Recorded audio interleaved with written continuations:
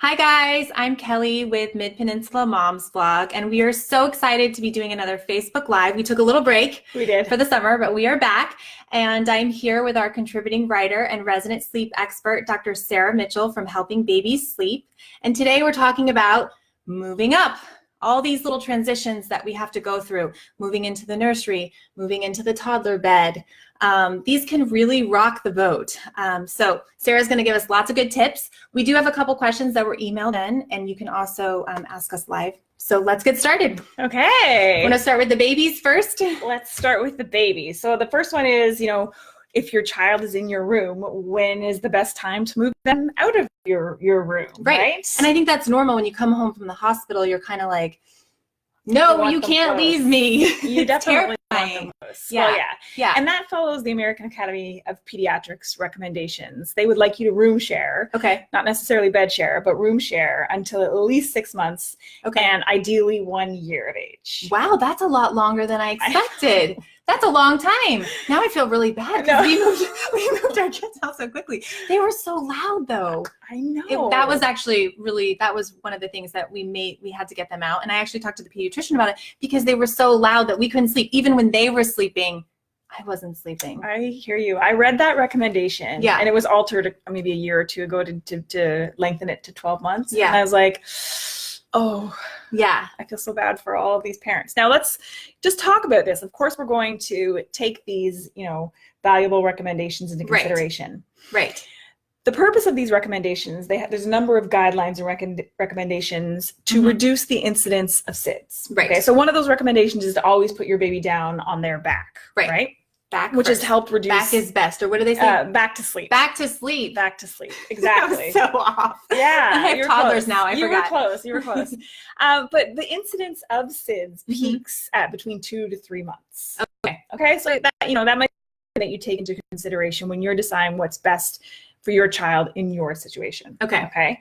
And that also being said, is there was a study done either 2017 or 2018 that showed that after 4 months of age, children get more consolidated nighttime sleep and overall sleep if they're in their own room.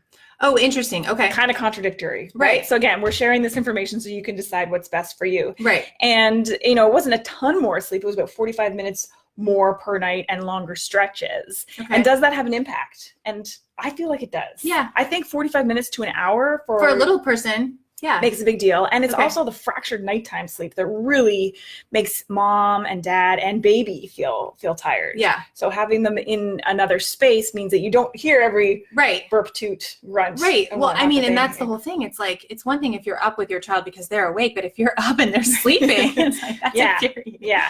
And the thing we forget is that all humans surface in the nighttime sleep, right? And some of these kids that make noises aren't even awake. And it was very common, I did this, that I jumped up because I never wanted to let him, wait for a feed. And I just fed him every 2 hours. Especially as a new, a first time mom, you're really nervous. So you hear them swallow and you're like, oh my gosh, are they choking? Yeah. And that's very normal. I mean, those are normal feelings. Yeah. Right. Yeah. So when should you transition out? Well, it's your personal choice based on the AAP recommendations and that study you could use. Right. But do you want to share when you transitioned out? I think it was 3 or 4 months. Yeah. I think for both. And we had a little bassinet that was next to, it was right next to my bed. So we didn't sleep share. I know they have those things that you can hook to your bed. It was separate, but both my boys were kind of right there.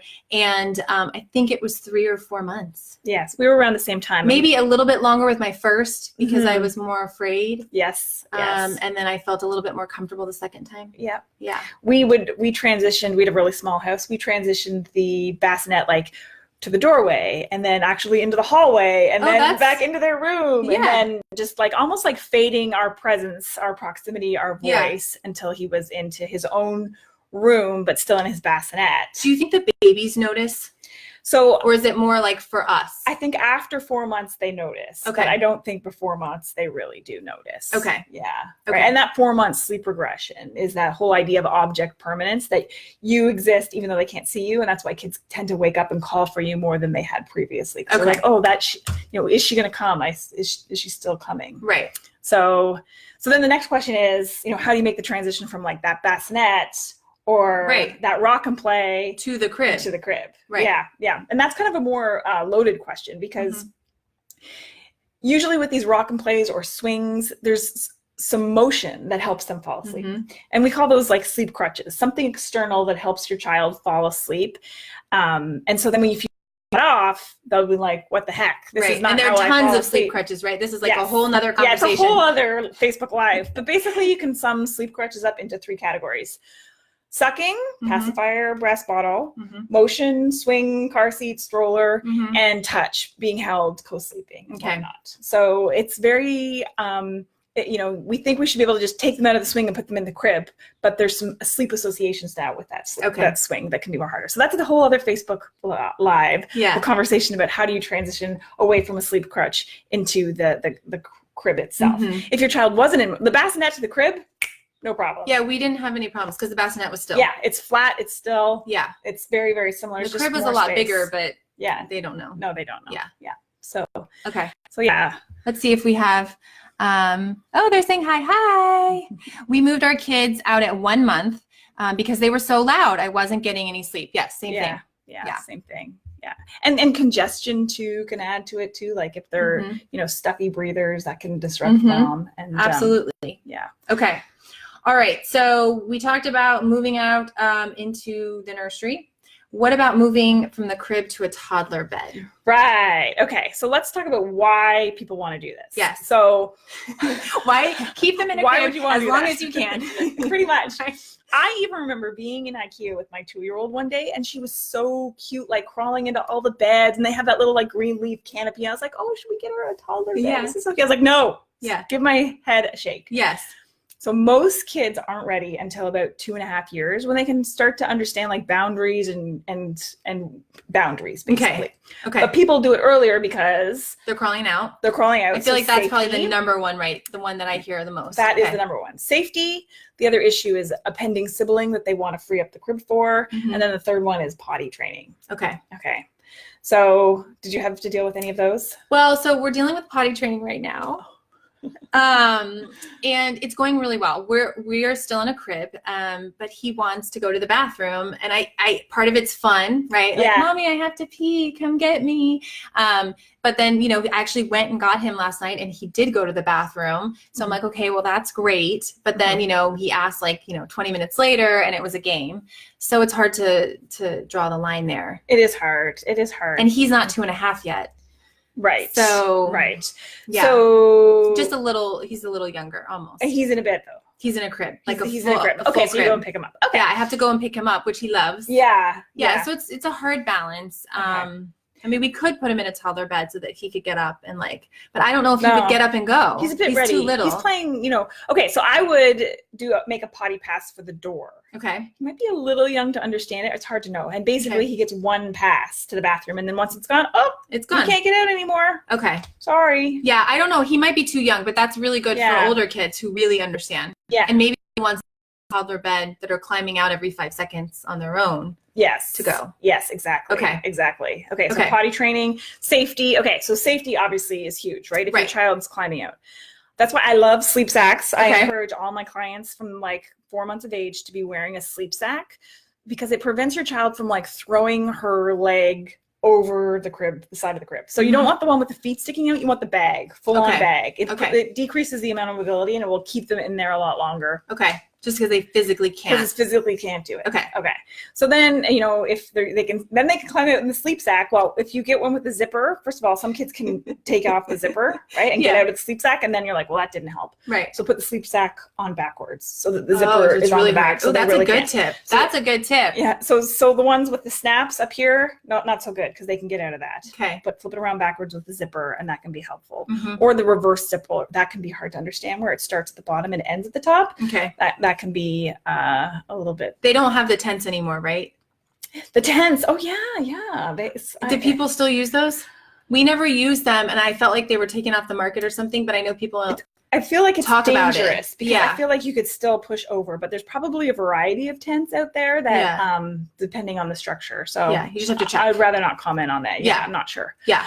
Okay. So talk about safety. So climbing out, potty training. So then how do you make it happen when it's time? Yeah. Okay. So if you decide, okay, I think my child's old enough, mature enough, or you're balancing one of these topics that we just talked about. Yeah. And you're going to do it. How do you do it? How do you do it? So again, I would love to see it like 2.5 or later. There's nothing wrong with having your 3-year-old in a crib, but 2.5 or later is the ideal. And then you're going to get one of those okay to wait clocks. Okay. That turns like green at 7 a.m. or 6 a.m. These are great. We have them. Yes. We got them on Amazon. Yes. They're little red light, green lights. Yeah. We have a train and a car. Very cool. Yeah, they're very cool. You can program them. And then with that, so it also in the evening, the stars come up when it's bedtime. Okay. Right. And then you want to actually, correspond that with a rewards chart. So I fall asleep all by myself, stay in bed all night, wait for the sun to come up. 3 categories. Okay. And then in the morning they get like a sticker, something that's appealing to them to put on it, and lots of verbal praise. Okay. How long do you have to do those charts and things? Is it different for every kid? Depends on your child. I mean, are we talking about like a 6-month process? No, we're talking like 14 days. Okay. 10 to 14 days. And then they usually understand. And then they usually understand it. They get it. Okay. There's often a honeymoon period where kids go into the toddler bed and they're just so excited that they're such a big kid that they just stay in bed and it's never an issue until about 3 weeks later. And then so that might happen. That could happen. So maybe you save the rewards chart for that if it's going well. Okay. I'm not a huge fan of rewards charts. I always think like that it can build the mentality of what's in it for me. Right. But in these situations where you're trying to shape behavior, I think they have a good short-term implication. Okay. Do you ever put a gate up in the door? Some people I hear about this where their child can move around in their room freely, but the gate is up so that they can't get out of their room. Yeah. Okay. Gates can be helpful. The other thing that can be helpful is a bed rail. Okay. So you can go straight from the crib to a large bed. You don't have to go to a toddler bed. So I actually want to touch on this for just one second, and then we can go back. So when we were talking, before we started, she made a really interesting point that there's no difference going from a toddler bed to like a twin bed, for the kid. No, it's ours. So we actually, I waited and waited and waited, and all of my older son's little friends were in twin beds, and I was just like, I don't know, is he ready? Is he going to do this? There's like no difference. Not really. No. It's more of like almost I was a little sad because we were getting rid of the toddler crib and he was becoming like a big that's boy. sad. That is sad. But that was really interesting to me. Okay, but talk about the rails because sometimes you need those with the twin beds. So we actually went from a crib to a double bed for my son because it used to be the guest room. That's what we had. So you get a bed rail, right, that sticks under the mattress and holds them in. So it prevents them from rolling out, but it also helps to create boundaries because the crib has very clear boundaries, right? So much of parenting is all about boundaries. Right? And so that can be very helpful. In fact, the bed rail can also be helpful in a toddler bed. Okay, because even though it's shorter to the ground, so there's less of a fall distance, it's still a boundary. It's still a boundary, and it can make it more difficult to climb in and out of the toddler bed, which can also be helpful, depending on your circumstance. So we were late potty trainers, partially because I value sleep over potty training. Right. And so we didn't have the same issues that you might be having already. Right. With, is it legit potty or is it a game? Right. So bed rails. It's a game. Very helpful.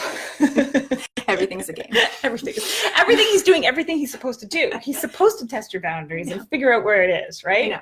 That's normal. That's why we have the 2-year-old sleep regression. Right? Testing out the world. Do I have power? Right. Is mom keeping me safe? What's going on? Right. So all those actions test those, those theories. Okay. And we actually have a really good article, I think on San Francisco Mom's blog, our sister site, about the sleep pass, about keeping your kids in their toddler bed or big girl, big boy bed. We can link that. Yeah. I was just thinking about that, but it's like it's almost like the potty pass. It's but they have like one pass they can use to call for you for water or, whatever we get called for. So there were a couple comments here.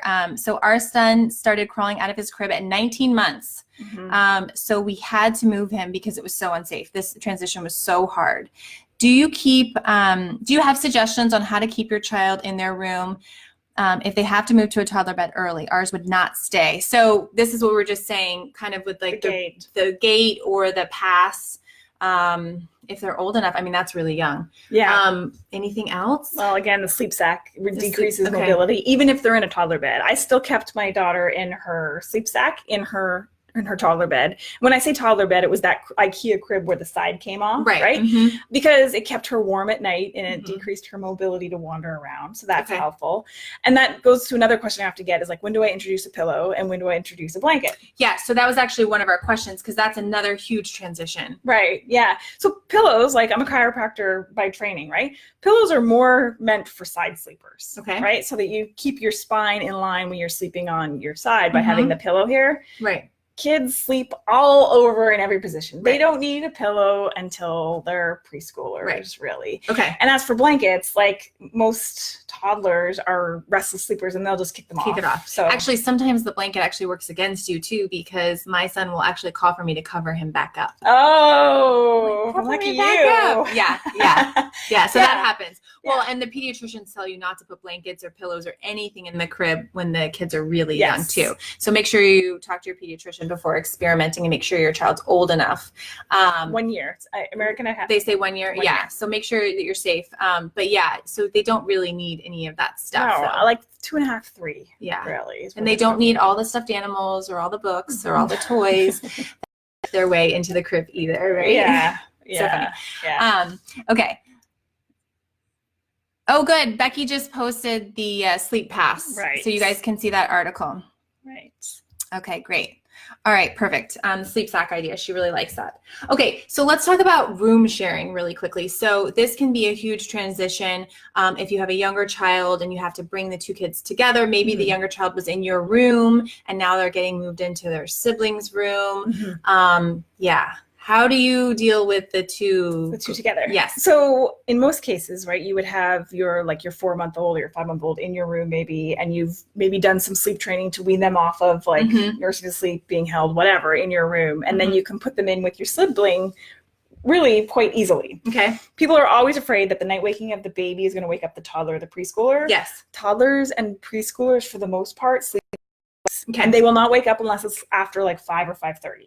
Okay. In general. That is actually that's a big fear. A big fear. So most of the time they're completely, they don't hear it. They're not disrupted. Yeah. Even if mom and dad have to go in and deal with the younger child. Okay. Yeah. It's kind of like twins. Like when we sleep train twins, more often than not, we sleep train them together and they get used to one another. Okay. Right. So that would be one thing. The other thing is with room sharing, you should have staggered bedtimes. Okay. There's a very brief window where they'll have a similar bedtime. And it's somewhere, where the 2.5-year-old's still napping and the 4-year-old isn't, that they might have a similar bedtime. But beyond that, they should have try to stagger bedtimes. 30 minutes apart, an hour apart. What do you think? It really depends. Like a 5-month-old, or a 6-month-old, if you're going down to 3 naps, your bedtime's going to be like 6 or 6:30 while you're transitioning to 3 naps. Right. Whereas your 3-year-old might have like a 7:30. So it just depends on what stage you're at. It depends what stage they're at. So that's actually, we got a question about bedtimes. If you don't mind, I'll just jump to that real quick. Sure. I know we have that. What time is an ideal bedtime for a 3.5-year-old who wakes up at 7 a.m. and does not take a nap anymore? So 3.5, no nap. So anytime you are dropping a nap at any age, your bedtime will come earlier and then slowly get later as your child gets used to staying awake for longer so when you first drop the nap, you have to scoot it up a little bit. And then eventually you can kind of push it back you're down. looking at around 12 hours of sleep. Okay, so just count backwards. Okay. Yeah, so if she wakes up at 6:30, we'd like to see her sleep by 6:30 with no nap. Okay. And what was the other part of that question? Well, so this was kind of the same thing. They were saying how to transition a 2-year-old into a toddler bed while sharing a room with an older sibling, 3.5. Oh, so he was in a crib and now he's getting into a toddler bed, but they share a room. So now they're both free. Oh gosh. It's tough, right? They want to play, they want to hang out. How do you, and that might be hard. So you would try to stagger. Right? Yeah, I would try and stagger, but that is going to be hard because he's 18 months and he's in a toddler bed. Like that's just hard alone, let alone with someone else there. Right. Sleep sack reduces mobility. Okay. Bed rail to help keep him in there. And then you might have to have a parent sitting there being like the watchman. Okay. Until everyone's settled. And that's okay. And that's okay. And just sit there and bring a book. Yeah. Or, maybe it's not the right time for them to be room sharing. Maybe we take that toddler bed and put it in mom and dad's room. For a little bit longer. For another 6 or 7 months until things are more, you can contain them more easily. Okay.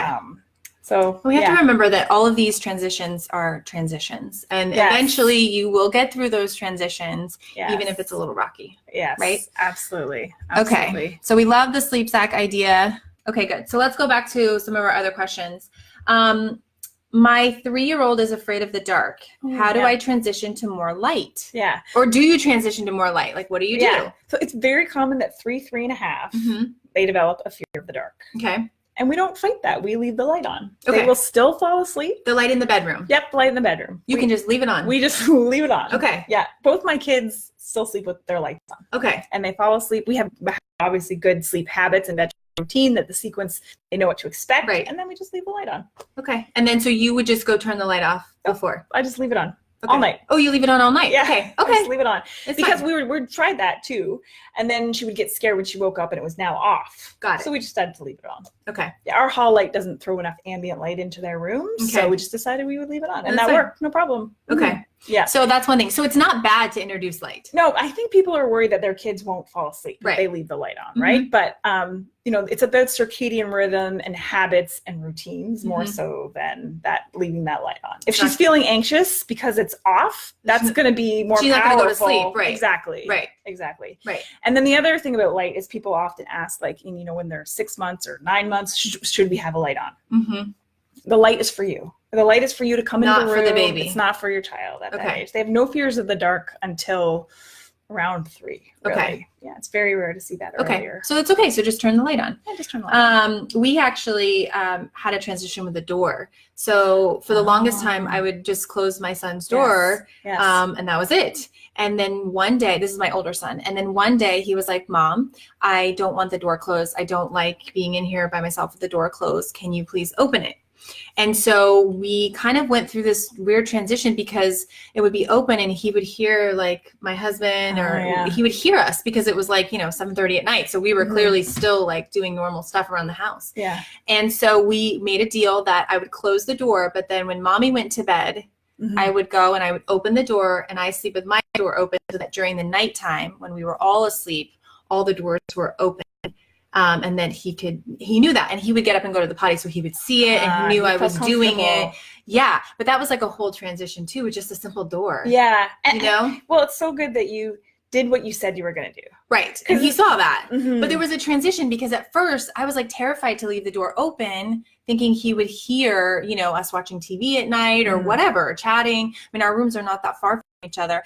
And so we at first we left it open, and then I decided, no, I'm going to close it while he's falling asleep. And I promised him that I would open it when I went to sleep. Yeah, that's a great point. We went through a very similar thing with our, I guess she's 5 now, but I think it started around the fear of the dark thing, around 3.5. That's when we started to have to leave the door. Yeah. So you kind of have to play with something. Yeah. If something's not working, it's okay to make a change, right? Absolutely. Even if it's something like we tried the door open and that didn't really work, so then we closed it. Now we open it in the middle of the night. I mean, you kind of just have to play with it until you find something that works, right? Yes. Getting to know your child and the difference between like the games, right? The games versus the legitimate like concerns that will keep them awake. Right. And it's a little bit easier when they get older because then you can have real conversations with them. Absolutely. I can't have that conversation with my 2-year-olds right now, but my 4-year-old was very clear. So I think age really helps too. Yeah. Okay, let me just double check over here and see if we had any other questions or anything we wanted to talk about. I think we're good. Do you guys have any other questions live?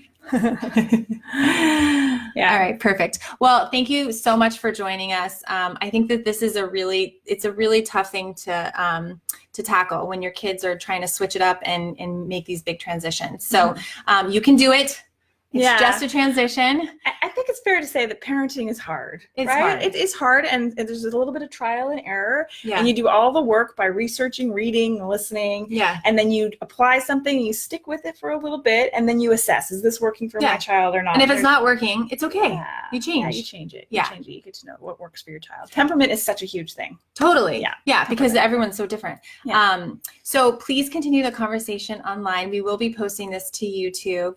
Check out our YouTube channel. It has all of our Facebook Lives and our conversations. And please check out Helping Babies Sleep. Dr. Sarah Mitchell is always so great and helpful. And we'll see you guys next time. Thanks. Bye-bye.